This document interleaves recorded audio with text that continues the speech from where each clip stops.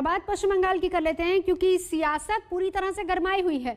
बंगाल में बीजेपी चुनाव जीतने के लिए किस तरह की रणनीति बना रही है, क्या है बीजेपी का प्लान, आखिर चुनाव में बीजेपी का और क्या क्या प्लान है, इसी को लेकर बीजेपी प्रमुख दिलीप घोष से हमने बात की। खेला होबे या खेला खत्म होबे, इसी पर बातचीत करने के लिए हमारे साथ जुड़ चुके हैं भारतीय जनता पार्टी के पश्चिम बंगाल के प्रदेश अध्यक्ष दिलीप घोष, जो कि सांसद भी हैं। बहुत स्वागत है आपका दिलीप घोष जी आज तक पर। और मेरा पहला सवाल आपसे यही, ममता बनर्जी ने भी जमकर केंद्र सरकार पर निशाना साधते हुए ये कहा, जो हमसे टकराएगा वो चूर चूर हो जाएगा। क्या है इस पर आपकी प्रतिक्रिया? देखिए, ये स्लोगन उन्होंने दार्जिलिंग में भी जाके 3 साल पहले दी थी, जब वहाँ गुरुंग के साथ उन्होंने टकराने गए। ये स्लोगन के बाद उनको घेर लिए थे उन लोग और सेना बुलवा करके उनको वहाँ से उतरना पड़ा नीचे, और 3 साल तक वहाँ किसी नेता का जाने का हिम्मत नहीं है हुआ है। मैं गया था लोगों को मिलने के लिए, उनके दुख के समय मेरे पीछे गुंडा लगा दिया गया था। मैं भी 3 साल के बाद अभी पिछले महीना जाके वहाँ बड़ा सा रैली करके आया।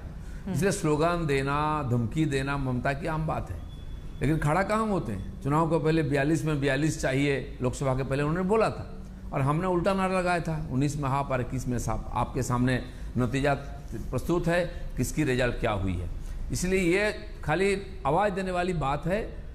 देखिए, प्रधानमंत्री नया बंगाल बनाने के लिए आए हैं और उन्होंने केंद्र सरकार के खिलाफ रैली निकाल रही। यहाँ तो चुनाव होगा आपकी उपलब्धि पर, मैंडेट तो ममता बनर्जी के खिलाफ आएगी इस बार।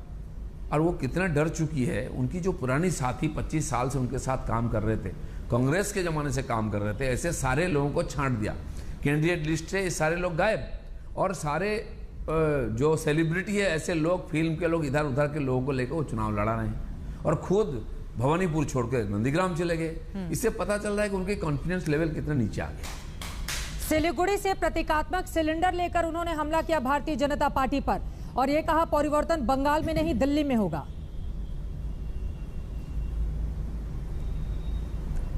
हाँ, ये तो पहले पुराना बात, 10 साल से बोल रहे दिल्ली का परिवर्तन इतना हुआ। कांग्रेस जाके बीजेपी दोबारा 282 से 303 सीट, और उनका 34 से वो 22 में आ गए लोकसभा सीट की। और अभी जो हाफ हो गया, साफ बाकी है, 2 मई को वो भी हो जाएगी। केवल नेगेटिव पॉलिटिक्स करना, विरोध करना, मुख्यमंत्री रहते हुए रास्ता में उतर करके आंदोलन करना, रास्ते में चलते रहना, प्रशासन आज कहाँ है ढूंढना पड़ता है। लोकतंत्र बंगाल में 45 साल से गायब है।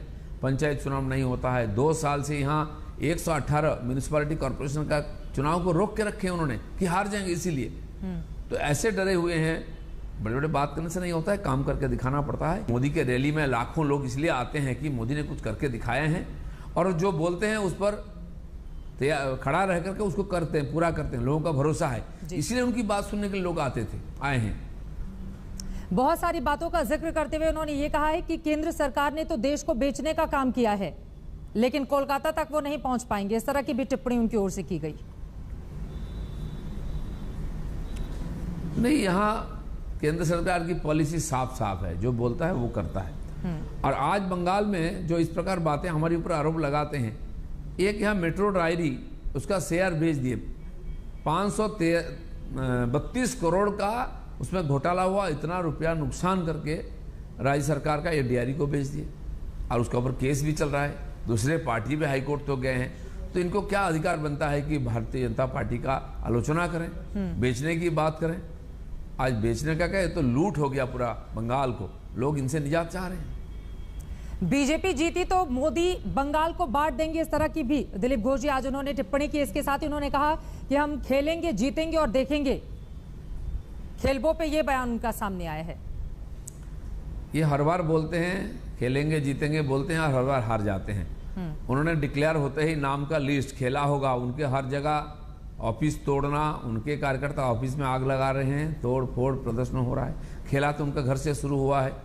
और क्या उन्होंने किया है, मोदी ने क्या किया है। बंगाल के नौजवान लाखों की संख्या में आज नौकरी के तलाश में पश्चिम भारत में बीजेपी शासित राज्यों में जा रहे हैं। लॉकडाउन के समय पता चला लगभग 40 लाख लोग यहाँ से नौकरी का तलाश में और रोजगार के तलाश में दूसरे प्रदेश में जा चुके हैं। कभी ऐसा था पूरा देश के लोग बंगाल में नौकरी चाकरी व्यवसाय के लिए आते थे, आज वो तो आना बंद कर दिए। बंगाल के नौजवानों को नौकरी का तलाश के लिए बीजेपी शासित राज्यों में जाना पड़ रहा है, हरियाणा, गुजरात, कर्नाटक, महाराष्ट्र, मध्य प्रदेश। तो ये वास्तव स्थिति है। आज वही लोग, उनको लॉकडाउन के समय घर आने की भी दी अनुमति नहीं दी, ट्रेन नहीं चलाई, तो लोग आज मौका का तलाश में हैं।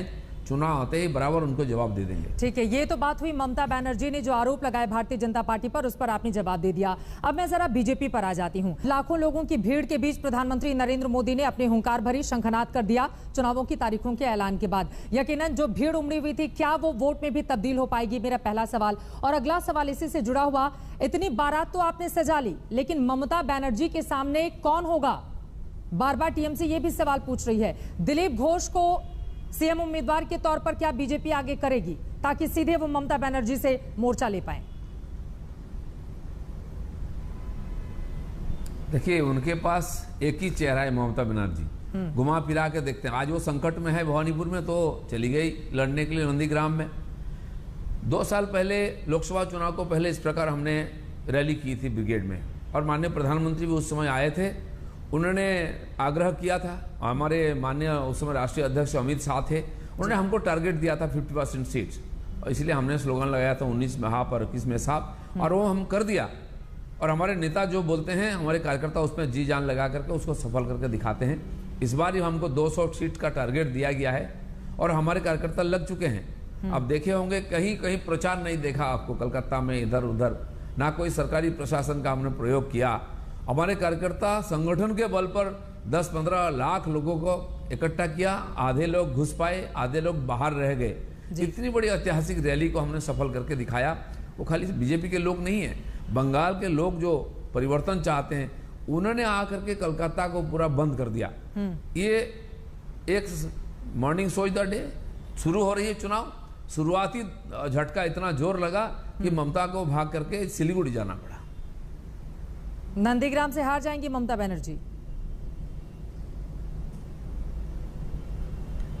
अब वो तो जीतने के लिए गए हैं, क्योंकि वहाँ 35% संख्यालघु वोट है, उसी का आशय में गए हैं। मुझे नहीं लगता कि आज मुसलमान आंख मूंद करके टीएमसी को वोट दे देंगे।